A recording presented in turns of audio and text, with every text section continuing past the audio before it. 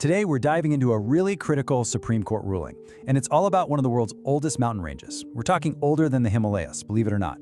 This ancient giant is now at the very center of a massive environmental fight in India. So let's break it down. Just think about that for a second. A mountain range that's 2 billion years old.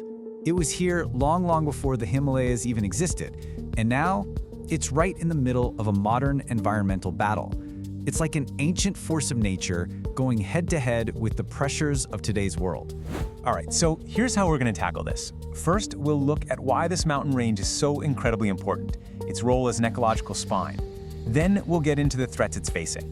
After that, we'll dive into the big legal decision and the debate that followed. And finally, we'll connect all the dots to see what this means for the future of North India. Okay, first things first, let's really get a feel for just how big a deal this mountain range is. Because trust me, it is so much more than just a bunch of hills on a map. The sheer scale is wow. We're talking about a range that stretches for 650 kilometers. That's from the capital Delhi all the way down through Haryana and Rajasthan, ending in Gujarat. It's not just a mountain range, it's literally the ecological backbone for this whole part of the country. So what does this backbone actually do? Well, it has three absolutely critical jobs. First, you can think of it as a giant green wall. It physically stops the Thar Desert from creeping further into the fertile plains. Second, its rocky structure acts like a massive sponge, soaking up rainwater and recharging the groundwater that millions of people in cities like Delhi and Jaipur depend on. And third, it's a super important highway for wildlife, a corridor that lets them move through this otherwise dry landscape. So, if this range is so important, why is it in so much trouble? That's the big question, right? And the answer, well, it's a classic story, a real showdown between ecology and economy. This slide really shows you the two faces of the Aravallis. On one hand, you have its incredible ecological value. We're talking climate control, water for millions, clean air. But on the other hand, these same hills are sitting on a treasure trove of minerals. Limestone, marble, copper, zinc, all the stuff that fuels construction and industry. And this clash, this fundamental conflict, is what's led to decades of damage. And look, this crisis didn't just pop up out of nowhere. People saw this coming. The first attempts to regulate mining started way back in the 90s.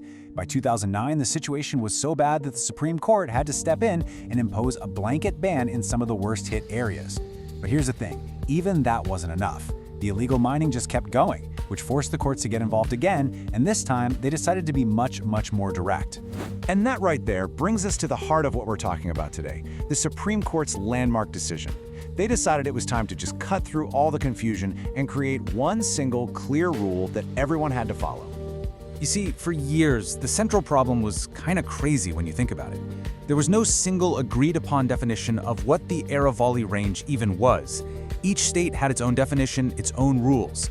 This created this messy patchwork of regulations that was just full of loopholes, making it super easy for mining and construction companies to find ways around the rules. So the Supreme Court's approach was really straightforward and logical. Step 1, identify the problem. Easy, no uniform definition. Step 2, take action. They put together a committee of experts, people from the Environment Ministry, the Forest Survey, the Geological Survey. And step 3, find the solution. And that solution was to create a single, uniform definition that would apply everywhere, no exceptions. The goal? To finally close all those gaps. And here it is, the big rule. It's beautifully simple. Any hill formation with a height above 100 meters is now legally considered part of the Aravalli Range. Period. That means it gets all the protections that come with it. A clear, simple, and most importantly, enforceable standard. But, and this is a big but, as we're about to find out, simple doesn't always mean problem solved. So this new rule was meant to fix everything, right? Bring some much-needed clarity. Instead, it kicked off a huge debate. The big question became, did the court just solve one problem by accidentally creating a brand new one? And that's really the heart of the matter. Think about it. By setting that clear 100-meter line in the sand, what about all the hills that are, say, 99 meters high or 80 meters? What happens to them? This is where things get really heated. So, you basically have two sides to this. On the one hand, you have people saying, yes, this is exactly what we needed. A clear 100-meter rule is easy to enforce, it's the same for everyone, and it closes all those old loopholes. But on the other hand, critics are pointing to what they see as a massive flaw. They're asking, what about those smaller hills, the ones that don't quite make the 100-meter cut? Ecologically, they're still super important, but with this new rule, they might be left with zero protection, totally vulnerable. Okay, so let's zoom out from the legal weeds for a second and talk about what this all really means. What are the real-world stakes for the millions of people whose lives are tied to this ecosystem, whether they know it or not? This is why this isn't just some abstract environmental debate, it's personal.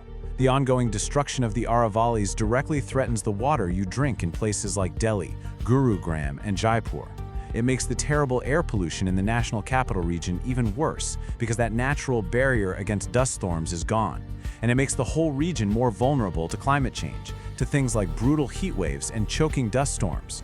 You know, there's a line from the source material that just perfectly sums up the whole thing. It says, the debate around the Aravallis is ultimately about the kind of development India chooses to pursue. And that's it, right there. This goes way beyond just one mountain range. It's a fundamental choice about the future, about how to balance progress with preservation. And so, we're left with this huge critical question that still doesn't have an answer. The Aravalli situation really puts a spotlight on one of the biggest challenges of our time. How does a nation build, grow, and develop without destroying the very natural systems that keep us alive? There are no easy answers here, but it's a question that India, and frankly the entire world, has to figure out.